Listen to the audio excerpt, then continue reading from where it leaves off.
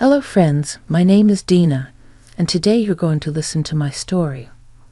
I had the same mother-in-law problem that a lot of people here seem to have. Honestly, I was surprised to see so many entitled mother-in-laws roaming around. It is pretty scary. My mother-in-law Vivian is also an entitled and delusional woman. I realized that as soon as I married my husband Carter. Vivian wasn't dependent on us, but she did have a tendency to assume ownership of everything around her. She even calls our stuff hers if she lays her hand on it. This behavior stemmed from the fact that she was a super greedy woman and liked to have a luxurious life. Unfortunately for her, she never had the money for it. For the most part, Vivian and I managed to avoid conflicts, mostly because I kept my mouth shut. But once a big incident escalated and changed the way I dealt with her.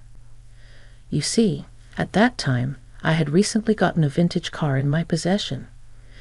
It was my grandfather's car that was left to me in his will after he passed away. Back then, that car was super important to me, and I was glad to have it with me. But to my mother-in-law, it was just another thing that needed to be sold and the money shared with her. Carter and I had avoided telling her about the car because we knew she would say something ridiculous like, "Sell the car and give me money." And Vivian didn't disappoint at all. Vivian was staying with us for a couple of days because her house was under emergency renovation, totally her fault, but that story is for some other day. So Vivian moves into our home and immediately refers to it as hers. It was annoying, but I ignored her like I always do. Now, the real problem occurred when she checked out the garage and found my vintage car there. She was immediately back in the house and said, "Why is there a vintage car in your garage?" "Oh, that's my car, actually. I recently got it from my grandfather, who just passed away. So you can say it was my inheritance." That is a freaking expensive car. I Googled it, and it says that the price is around $100,000. That is a lot of money. I hope you're not thinking about keeping it. Of course, I'm keeping it. It was my late grandfather's car and has a lot of sentimental value attached to it. There is no way I'm selling it. You are absolutely insane. Listen to me, Dana. Think about what I said. You can sell the car and do so much with the money. You're being selfish by keeping the car and not selling it. We, as your family, deserve to enjoy your inheritance as well. Vivian's words were downright delusional. First of all, what I did with my private property wasn't her business. Secondly, I wasn't obligated to share my assets with her. What the hell was wrong with her? I really didn't know how to respond to her, so I left her be and hoped that she wouldn't bring up this topic again. Well, I was wrong. She was super persistent and kept bringing it up. That night when we were quietly enjoying our dinner, Vivian brought up the topic of selling my car again. She suddenly said, "So, have you thought about what I said? Did you make the decision to sell your car?" For the last freaking time, Vivian, I'm not selling my car. That is just not possible. This is completely unacceptable. Dina, you cannot simply have a car that costs so much. You are not a millionaire. Your Honda is good enough for you. You need to think about your family and sell the car and split the money. That way, everyone will get to enjoy it. You cannot dictate what I do with my car, Vivian. That is totally up to me. I don't mind having the car sit in my garage. It is a sentimental car, and I always wanted to inherit it. I am not selling it to anyone. Carter, you need to tell your wife that she should sell the car. She can't just have an expensive car sitting around when we can have the money. Vivian had expected Carter to take her side. I can see why she would think that. Carter had a hard time saying no to her or setting proper boundaries. But he had been learning and getting better. So imagine Vivian's shock when Carter said, "Mom, it is her car, so she will decide what to do with it." You already hurt her. The car has a lot of sentimental value. If she doesn't want to sell it, we are no one to force her. But Carter, it's just so much money. Even if it is a lot of money, that money is all hers. We don't get to decide what she wants to do with it. Let her be, Mom. You were being too invasive. You shouldn't comment on things that we privately own. Vivian looked pretty deflated by her son's words. Like I said, she had expected him to listen to her and take her side. When he didn't do that, she knew that all hope was gone. She didn't stop trying, though. She always made small comments about the car and how it would be so nice to have $100,000 in cash.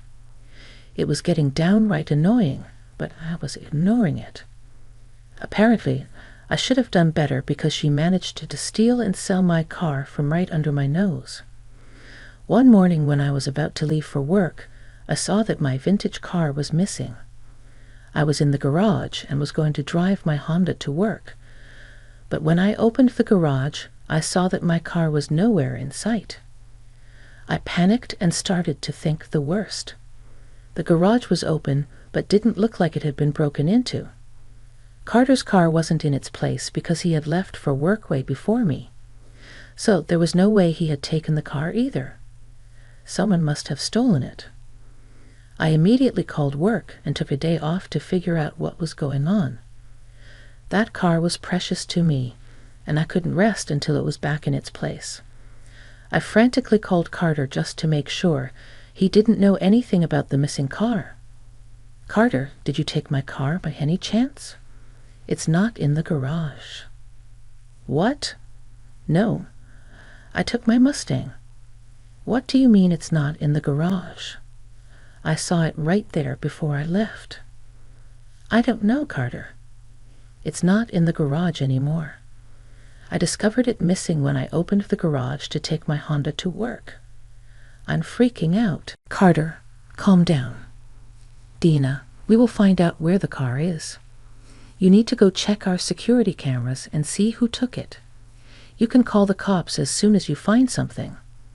I wish I could help, but I'll be in an important meeting in a few minutes. Still, you can call me if needed. Carter calmed me down before telling me what I should do next. He was right. I needed to check the security cameras first. I opened the app on my phone and pulled up the videos of that morning. There, I found something really strange and disturbing. I saw that it was my freaking mother-in-law who had taken the car. Even after I told her hundreds of times not to touch the damn car, she didn't listen. I was extremely pissed. I called her and recorded the conversation. Vivian, where the hell are you? Why did you take my car? I'll relax now, will you? I just took it out for a short ride. No, you need to come back right now. I need my car back. I didn't give you permission to use it. It was sitting in your garage, Dana. Since you don't want to sell it, I might as well make good use of it. Now stop calling me. I'll come back home when I come home. I was fuming at Vivian, to be honest. I'd almost called the cops on her. I was that furious. But I decided to give her a chance. She was my mother-in-law, after all. If she returned my car without any damage, I would just make her face some consequences and make sure this didn't happen again. In that case, I would not need the cops to get involved. I really didn't want to waste their time for nothing. But when Vivian didn't return for a while, I was starting to change my mind. What I didn't know was that things were about to get much worse. After an hour, I heard Vivian come in through the door. I was surprised to see that she hadn't come back with my car. I immediately knew that something was wrong. What was more worrying was the fact that she had brought several shopping bags with her. They were all luxury brands that she definitely couldn't afford. I ran up to her to confront her and ask her what the hell was going on. I angrily stopped her and said, "What the hell, Vivian? Where is my car?" "It's sitting in your driveway." "I'm talking about my vintage car, Vivian. Where is it?" What did you do? Oh, you mean your vintage car? Well, I guess you can say goodbye to your $100,000 car. Oops, too late. It's already gone. What do you mean it's too late? You need to be more clear, Vivian. I'm running out of patience. I did what you should have done a long time ago. I sold your car. Vivian said that very nonchalantly. She literally had no remorse. In fact, she looked very pleased with herself when she said that. My anxiety had now converted into pure rage. I couldn't believe what Vivian was saying. She just said that she sold my freaking vintage car. I tried not to yell at her, but it was difficult since I was close to exploding. I said, "You sold my car? Are you serious right now?" "Yes, I'm very serious, Dana. I sold your car today itself. It did bring in some good money. How do you think I paid for all that stuff? Let me just recount everything to see if I got it right. You stole my car, and instead of returning it safely to my garage, you sold it for cash." "Yes, that's exactly what I did." "Why do you look so surprised, Dana? I told you that you need to sell the car. Having such an expensive car sitting in the garage is a waste of money." "Are you freaking insane, Vivian? Who gave you the right to steal my property and sell it for your own benefit? You're getting ahead of yourself, Dinah. I do plan on using the money for family stuff too. I've just booked plane tickets to Alaska. We will have a nice time at a ski resort that I always wanted to go to. See, I'm not the only one who'll be enjoying the money. If you behave, I might give you some of the money so that you can buy something for yourself." Vivian was just making my blood boil. I was so freaking close to losing it. Some part of my brain refused to believe what Vivian was saying. It was difficult to comprehend someone being so damn entitled that they would sell something that isn't theirs. But with my mother-in-law, everything was possible. Despite everything, I decided to give her one more chance. "Listen to me, Vivian. You will take your car, drive to the place where you sold my car, and bring it back to me right now. I will say this only once. Take this as your last chance not to mess up your life." "Are you threatening me, Dana?" "Well, that's not going to work. The car is sold, and I already spent some of the money. Besides, I didn't sell it just so you can demand to bring it back. So you are saying that you won't bring my car back? I gave you a chance to reverse your stupidity, and you won't take it. Is that right? God, you're slow, Dina. There's no way I am bringing your car back. Like I said, it's long gone now. You can go drive your Honda for all I care." "All right then, don't say that I didn't give you a chance." Vivian didn't even bother to hear the last part. She simply took her shopping bags and went to her room. My mind was spinning at the freaking audacity of this insane woman. But I knew that yelling at her would work. I needed to act fast if I wanted to get my car back. So I did what any sane person would do. I called the cops and told them what happened. The cops were at my house in 15 minutes. By that time, I went and fetched the papers that said that the car belonged to me. I welcomed the cops inside and showed them all the proof. I'd also showed them the security footage of my mother-in-law driving away with my car and not returning it. They saw it all and decided to call Vivian. She came downstairs looking annoyed, but froze when she saw the cops waiting. She then sweetly said, "Good afternoon, officers. What brings you to my home? Is my daughter-in-law in some sort of trouble?" "Mom, your daughter-in-law is pressing charges against you for stealing and selling her car illegally." "Oh no, there must be some mistake, officers. As you can see, her car is sitting right in the garage. She's just being mean by calling you here, Mom. This is not about the Honda you're pointing at.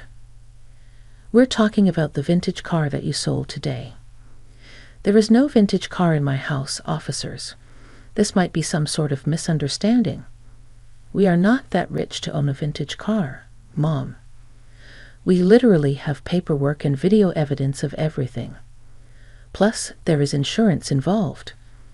There is no use lying to us when the officers made it clear that her lies wouldn't work. That way, Bea changed tactics. She came up with a different sort of lie. Honestly, it was quite amusing to see her invent some crazy stories to cover up her crime. She looked a little embarrassed and said, "Oh, that one, officers. I might have gotten confused. Yes, she used to own a car like that, but she asked me to sell it, so that's what I did." "Why the hell are you lying to the officers, Vivian? I never gave you permission to even drive the car, let alone steal it." "Dina, what the hell? You can't just change your mind like that. Are you doing this to trap me? That is so wicked. Officers, you must understand that Dina is trying to trap me. I swear she gave me permission to sell it." "Oh, really, Vivian? So how do you explain your phone call where I clearly said that you need to bring my car home, and I don't want you driving or touching it?" "What phone call, Dana? You're just talking nonsense." I simply pulled out my phone and played the call recording where I was telling Vivian to come home and leave my car alone. It also had proof that I didn't give her permission to use the car, and I wanted the car home, not sold off to some illegal business. The officers listened to the voice recording and were very annoyed. They gave Vivian the most "don't mess with us" look and said, "Are you going to come up with more lies, or is that it?" "Well, I can explain. Just hear me out." "You don't need to do that anymore, Mom. You can talk at the police station now. You're under arrest for the theft of your daughter-in-law's car." Now Vivian looks really afraid. She was gulping hard and started to have tears in her eyes. She tried to come up with more lies, but the officers cuffed her without listening. She should have shut up, but her anxiety didn't let her. Instead, she decided to ask me for help. Yes, she literally changed her demeanor within a few minutes. She went from being confident to a scared animal begging for help. She turned to me and said, "Dina, you can't let this happen. You can't make your own mother-in-law get arrested. Think of what people will say." "I don't care what people will say, Vivian. You committed a crime and need to be arrested, and I will do anything to get my car back." "It's just a car, Dina. There's no reason to get me arrested for that. We can talk and work this out. Trust me, you don't want your mother-in-law getting arrested. We're family. You sure didn't care about my family when you sold my car. You literally sold a piece of my family's history. You don't get to play the family card." Now Vivian was already in tears and kept begging me to let it go. She was delusional, and she thought that I was going to let her get away with her horrendous behavior. She tried pleading with me up until she was taken to the cop car. But before she got in, she shouted at me, "This is not the end, Dana. I will get my son involved. He will put you back in your place." "Well, good luck with that, Vivian. I'm sure your son will do what is right. You worry about getting out of jail." I said goodbye to my car, but you will say hello to a lawsuit. You will get nothing. My son will protect me. He will come to rescue me and kick you out of the house. Well, her son did go to the police station, but not to rescue her. When Carter called me and asked what was going on, I told him to meet me at the police station. I needed to go physically file a case, so it would be better for me to meet him there. Plus, I wanted to see Vivian's face when Carter made his assessment of the situation. Carter and I met and went straight to Vivian. She saw him and started to cry. She said, "Carter, look what your wife has done. She hates me so much that she put me in jail. I cannot be here, Carter. You need to do something." "Dina, what's going on? Why did you put Mom in jail?" "Hey, Vivian, want to explain to your son what you did with my car?" Vivian was now suddenly very quiet. She was thinking of an explanation that would make her look less bad.